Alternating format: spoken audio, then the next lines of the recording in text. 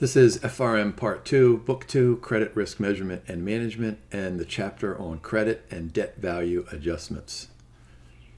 I typically get lots of good information from reading the introduction or the overview of these chapters. And this chapter was particularly informative. Let me go ahead and start with, kind of a silly introduction here. We've spent a little time in previous chapters talking about credit value adjustments. And the beginning of this chapter also suggests that CVA can stand for counterparty value adjustments, which makes perfect sense to me. But it also suggests that debit value adjustments can also be called debt value adjustments. Now, I'm an accountant. My undergraduate degree is accounting. And credit value adjustments and debt value adjustments seem to be kind of opposites of each other with different signs. So it makes perfect sense for me to think of these in terms of credit and debit value adjustments, but you can use either term. Some more informative pieces of the introduction are some recent developments, of course, in the financial services industry, dating back to the 2008 financial crisis. These CVA adjustments, and probably DVA adjustments to a lesser extent, are much more important over the last decade or so, especially since spread volatility has increased. And there have been substantial changes into the accounting rules for keeping track of derivative securities. Another good piece of information in this introductory paragraph is that we're going to make the assumption that default probability and credit exposure are independent of each other. Now, that necessarily means that we're going to ignore wrong way risk, at least in this chapter. Now, in a future chapter, we'll swing back and we'll try to figure out how to add wrong way risk to a CVA calculation. Before I get into the slide deck, let me just give you my very quick interpretation and calculation of CVA. Let's go back to the year, let's say 2006 or 2007, and let's suppose we have a mortgage-backed security that is rated AAA by the ratings agency, and let's just suppose that the market price is $100. Well, if we're really good financial risk managers and we are identifying the risk and quantifying the risk and measuring the risk, then we're going to go ahead and try to gain access to those pools of mortgages and make our own assessment. And maybe we think that mortgage-backed security ought to be rated just single A or triple B or something. And so we're only willing to pay $90 for that. So that credit value adjustment would be 100 minus the 10, which would get us to the price that we would be willing to pay is $90. Or maybe you can think of it as some kind of estimate of intrinsic value. A couple of different ways to look at that. But in this simple example, it's really just a reduction for the riskiness of the possibility of default. I'm going to come back to that example as we go through this slide deck. So look at these learning objectives. We do have to calculate a few things, so that'll be interesting. But notice that most of these learning objectives revolve around CVA. Motivation and challenges, describe how do credit spreads and recovery rates impact CVA. How about netting? We'll have what I think is a slightly interesting conversation on the difference between incremental and marginal CVA. And then, of course, it's difficult to have a conversation about derivatives without mentioning collateral, at least on some level. And then note down at the bottom there, describe debt value adjustment or debit value adjustment. And that's the only learning objective that relates to the DVA. And then in a final slide, we'll go ahead and do some more calculations. Let me just remind you of a good simple definition of a credit value adjustment. Change in market value of a derivative to account for the simple fact that that other entity over there may not be able or willing to pay us at some time in the future, whether those are the intermediate payments or whether it's that final payment. Of course, it's got to be the expected value or the price of counterparty risk. So you guys know that I say this all the time, identify the risks, quantify the risk. So we're pricing it, and then we'll try to figure out how to manage it. Now, I love this equation in the blue box in the middle of the slide, simply because it reminds me of some other things that we've talked about in the past. I'll get to that here in just a second. So what we're doing is we're just saying we have this risky value, and it's going to be the risk-free value minus the credit value adjustment. So this was the exact math that I did in the introduction. Risk-free value was 100. Maybe those mortgage-backed securities, of course, they're not risk-free, but let's just suppose they are. So that would be 100 minus the 10 gives us our risky value of 90. And of course, the notion of CVA when applying it to just regular old fixed income securities is pretty straightforward. But it gets pretty complex when we consider derivatives, of course, because there are payments going back and forth at various intervals over the tenor of, let's say a swap contract. But that equation in the middle of the page, of course, reminds me, and it should remind you of conversations that we have had in the past about pricing a bond that has an embedded option, like a callable bond. So what's the price of a callable bond? It's equal to the price of a risk-free bond minus the value of that call option. And of course, bondholders are willing to pay less for a callable bond than they would be for an option-free bond, because when interest rates fall, the bondholders are not going to realize all that capital gain. They'll only get their $1,000 back, right? So I love that box in the middle, because it really kind of simplifies what we're trying to do throughout the rest of this slide deck. And then the bottom block point takes me back to conversations we've had in the past about the dangers of a financial institution having different silos and having caps on those silos, so that the silos and these different trading desks or these different business units are making decisions and applying risk management principles as it applies to that particular silo. But remember what we said, we want to open the tops of all the silos and put a big umbrella over the top of it so that the silos can talk to each other and make risk management decisions at the marginal levels. And that's what CVA helps us do. I mean, what we can do is separate these responsibilities into a desk that does risk-free valuation and a desk that does credit valuation. And then, of course, they can talk to each other. Let's go ahead and compare credit value adjustments for the bond, like a mortgage-backed security that we just talked about, and a derivative, for example, a swap. As I said earlier, and you guys know this, that of course, if we're the bondholders, then we get those payments from the issuing entity, whether it's a business or a government. And each of those cash flows, what do we know? That bonds pay interest. I mean, almost all bonds pay interest semi-annually. So every 6 months, that cash flow is fully at risk. Do we have to hold our breath waiting for that entity to go ahead and make that coupon payment to us?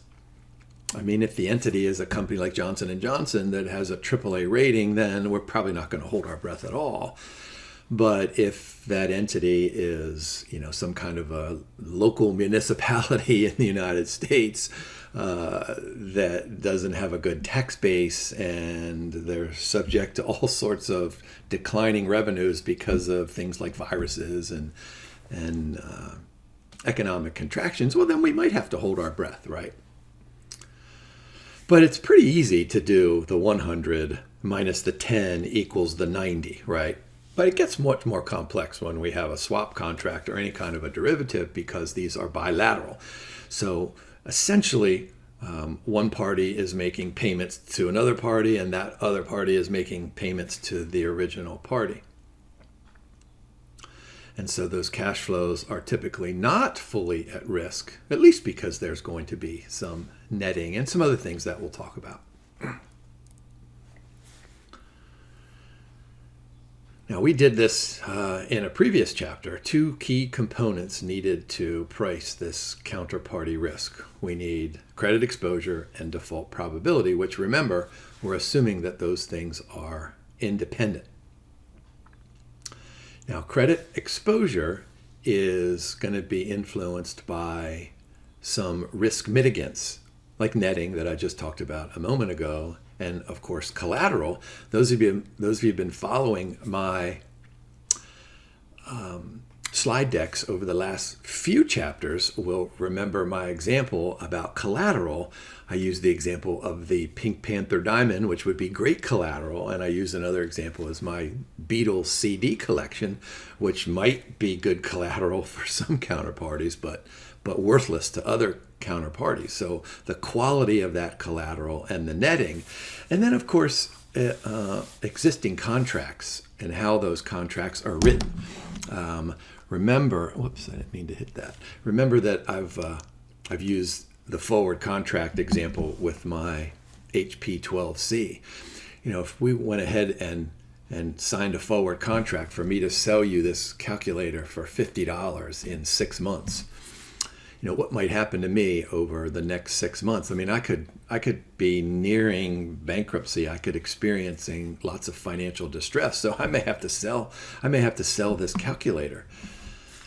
And if it's not in the contract, you know, Jim is not allowed to sell that calculator, I'm going to sell it and pay off my other bills so that when the contract comes due, I may not have the calculator, which means I may have to go buy a calculator. And if the price of a calculator goes up to $100 or $200, that's lots of exposure for you, because now I'm nearing bankruptcy and I have to go out and spend $200 on this calculator that I sold for $50 a couple months ago.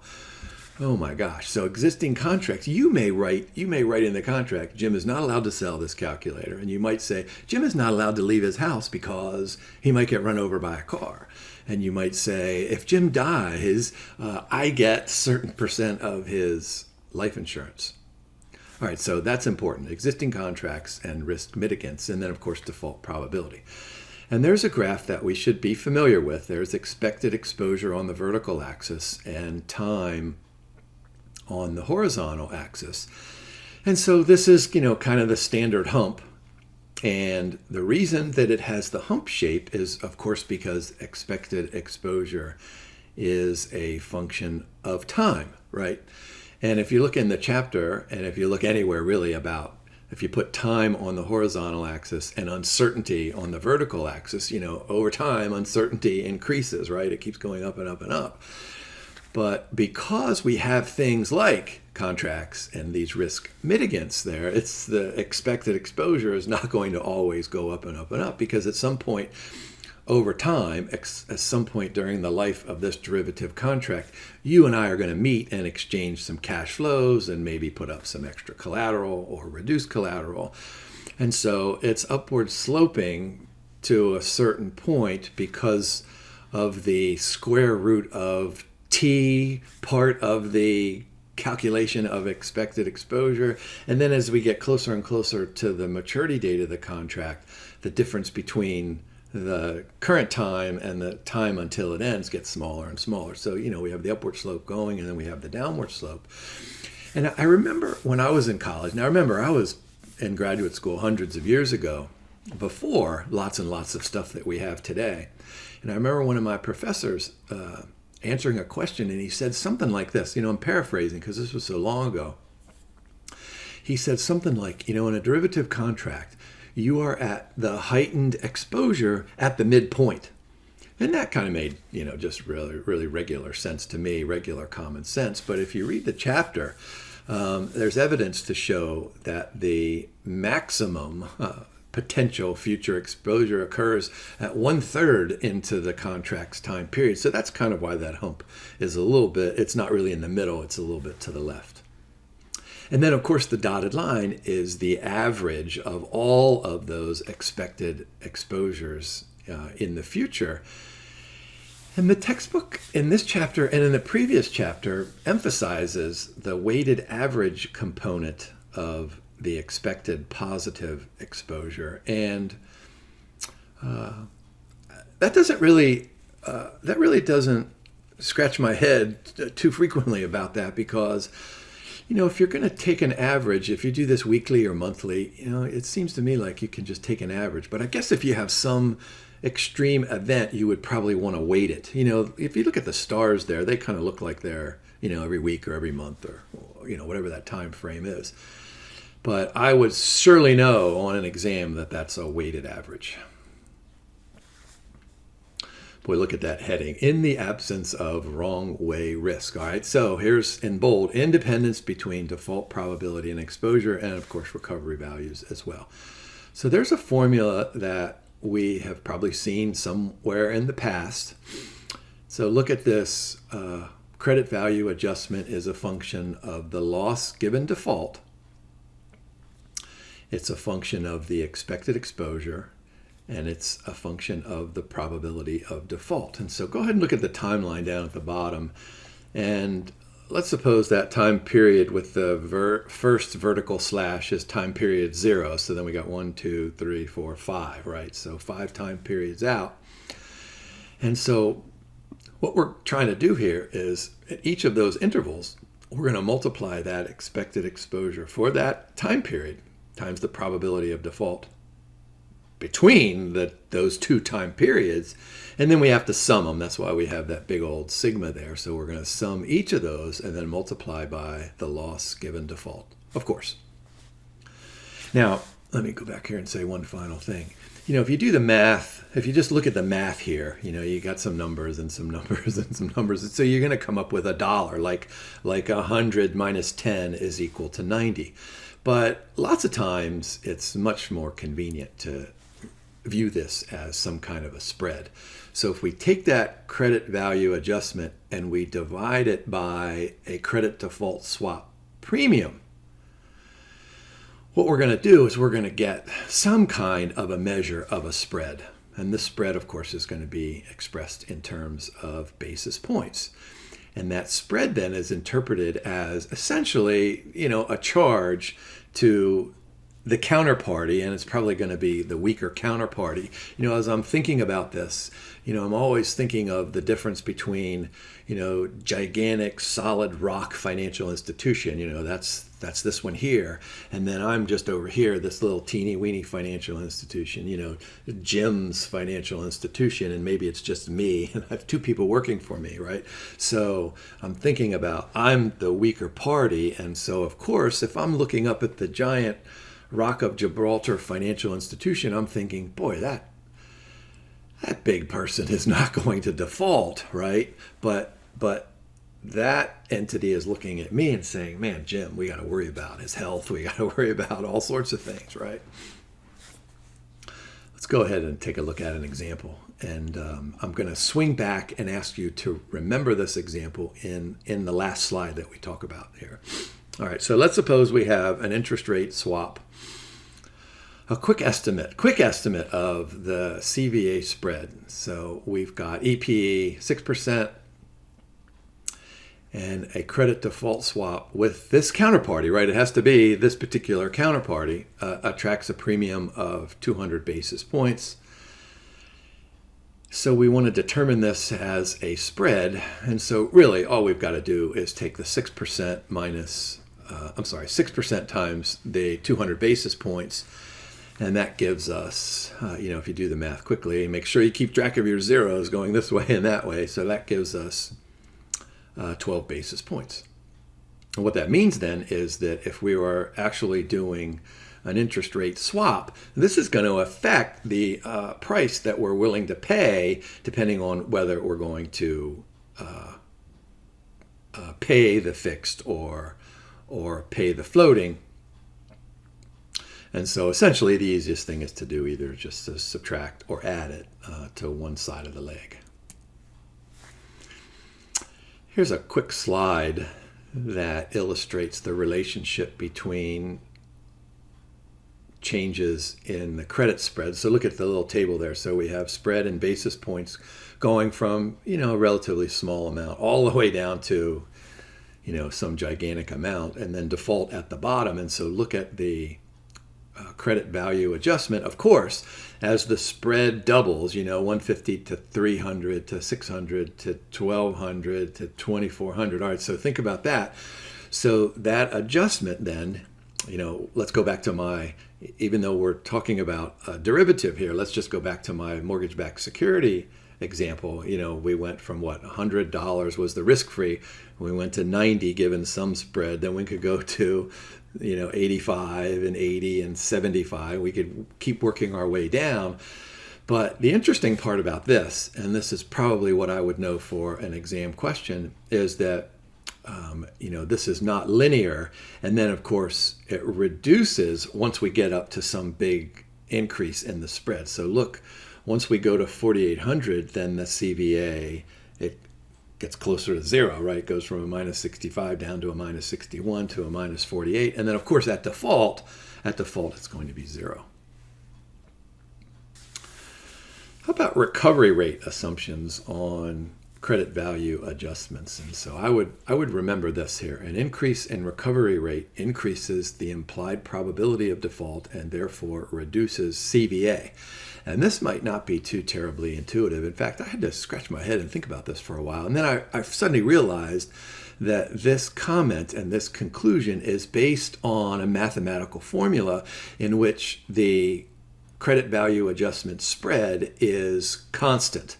And so if it's fixed, right, if it's not responsive, then an increase in the recovery rate is going to result in an increase in the probability of default. Now, how about settlements? And what do we know? We know that credit default swaps are settled quickly. But sometimes there are differences between when there is an actual recovery and when there is the settlement date recovery. So we need to make sure we differentiate between settled and actual recovery. All right, so settled recovery by definition, the recovery that could be achieved following the credit event by trading out of a claim, which could, result in lots and lots of different things. But, going back to my mortgage-backed security, if that thing defaults, you can sell it. It's not worthless, right? Because some of the homeowners in there are probably still making their payments, even though the entire security has defaulted, right? And the actual recovery is the recovery amount. So this is realized recovery at the conclusion of, how do we settle these things, through the bankruptcy process or some other kind of a process under which we get an actual recovery. And so you can sell the contract, or you can wait for a judge to figure this stuff out. Or you can just call your neighbor and say, hey, will you trade me this contract and I'll take your John Deere tractor for it. Can't imagine there's too many John Deere tractors settled in the over-the-counter derivative market, but you get my point. All right, let's take a look at a quick table here. So look at the table over there. So we've got the credit value adjustments on the right-hand side, and then recover amounts. And notice we've got, in those first three, we have the settle and the final recovery are the same. So 20%, 40%, and 60%. So notice that as the recovery rate goes up, of course, the CVA gets closer to zero, right? You're going to charge that counterparty less and less. However, the cool thing is that let's suppose you get a 10% settled recovery, but a higher actual recovery rate, right? So then the CVA has to get closer to zero, of course. How about if we net? Of course, we're going to net. It's not like we're going to have one transaction. Here I am. I'm Jim's little bank, and up here's this giant Gibraltar bank. I may have 10 contracts: interest rate swap, equity swap, some kind of a credit derivative, right? I may have all these kinds of contracts. And so with n transactions, what did I just say? 10. We're going to have one netting agreement, and that's called a netting set. And so notice that the netting set, so look at the green there, the CVA for the netting set has to be greater than or equal to the sum of all of the individual ones. And so I have a minus 8 million and a minus 10 million there. And of course that benefits, this netting set benefits both parties. Of course, this is the way it works. Now, your thought process ought to go like this if you follow along linearly the way I do. If you're looking at this netting set and you're thinking about, all right, here I am, I'm Jim's little bank here, and I've got 10 transactions with the giant bank, and then I have 10 transactions with another bank and 10 transactions with yet a third bank. And so I've got 30 transactions, 10, 10, and 10. So I have this portfolio, and I'm interested in P&L, the profit and loss statement. I'm trying to figure out, the total of what's going on in my life. And it probably gives rise to the notion of what happens if I execute the next trade. So let's just suppose I'm dealing with these three different financial institutions. My next trade, should I execute it with the big bank or the middle bank or a small bank? So this gives rise to the difference between incremental and marginal CVA. And of course, these two terms can be used interchangeably. They can mean the same thing, but in this context, they probably don't, although they can. Let's go ahead and take a look at the difference between these two in the next couple of slides. All right, so notice what I have for incremental CVA, a new trade. So incremental CVA, the change in CVA brought about by the new trade. So it's really the difference between CVA of including a new trade and excluding a new trade, right? So what the incremental CVA does is it helps each trading desk. It helps me as this smaller financial institution to assign a risk premium to each trade. And so I can compare the incremental risk with each of those three different financial institutions with whom I might trade. Now, the big problem with incremental CVA is that it is not additive. If I take the 10 that I have with the gigantic Rock of Gibraltar financial institution, and I want to add an extra trade inside of each of those, boy, that's not going to sum to the total CVA. So that's a problem with this, and that's why after we do this math here, we're going to probably go to marginal CVA to kind of resolve the issue. Now, nevertheless, incremental CVA it's an important concept. And what it does is, of course, it's going to take netting into account. So I want you to look at that top formula there. So CVA incremental, it's a function of all the stuff that we talked about in the previous formula, but it's a function of the expected incremental exposure. So look at the formula at the top. That equation looks pretty much like what we had originally a few slides ago.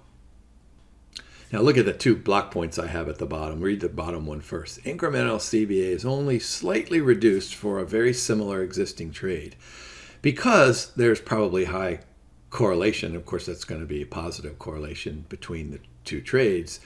And the CVA is never going to be lower or more negative than the standalone CVA. So I want you to think about that this adds a lot of value to our understanding of, quantifying risk and then being able to manage risk. But then what we're going to do is we're going to take a look at the marginal CVA. So I want you to think about the difference here. I said this a little bit earlier, but let me go ahead and explain it just one step further. That incremental CVA is going to assess the extra risk for that extra trade. But the marginal CVA is going to look at maybe what would the next dollar of trade or maybe the next basis point of trade, what would that do to the overall portfolio CVA? And so this adds some value to it because look at the two circle points. All right, so we can determine after the portfolio CVA has been calculated, and then we can allocate that marginal assessment to all of the trades that we made. So this was an ex post measure. But what I think is even more important is that we can identify those transactions that are going to have the greatest impact on that CVA. So taken in a combination, the incremental and the marginal CVA both add something to our understanding and our ability to manage risk. And look at that last block point there. I said this earlier. Incremental and marginal can be the same, but they're probably not going to be, but they can be. All right, here's our slide on debt or debit value adjustment. Can be thought of as a negative CVA. It's a benefit to the defaulting institution. Here's the way this works. Let's go back to my example, right? So, what did we agree? This forward contract, we're going to trade this calculator for $50, and I sell it. There was nothing in the contract preventing me from selling it, so I don't have that calculator, right? So, what happens? Let's suppose that price goes up to $100 and then $200 and $300. And so what do I owe you? I mean, if the price is $200, I owe you $150, right? But the recovery amount might only be $40. So instead of having to pay you $150, if I default, I only have to pay you $40. And so you can only come in and get $40 worth of my life insurance or $40 worth of my John tractor when you force my wife to sell it, et cetera, et cetera. All right, so look what I have there in the third block point. It is just a fraction of what they owe.